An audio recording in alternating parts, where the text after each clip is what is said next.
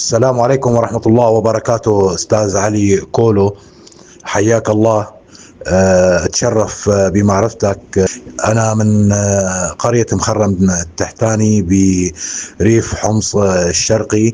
قريتنا طبعا هي نصها من الكرد.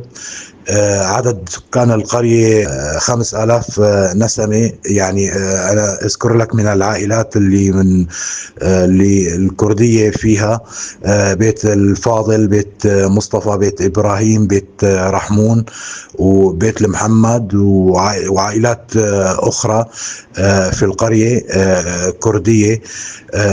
طبعا لا نتكلم الكردية، ولكن نعتز بأصولنا الكردية. نحن من قبيلة الداسنية، اعتمادنا على الزراعة، و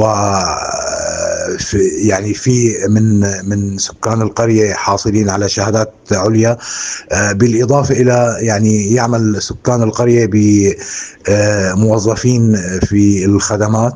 تحية لك ول كل اخوتنا الكرد الناطقين بالكردية وغير الناطقين، وتحياتي لكم وتشرفنا فيكم.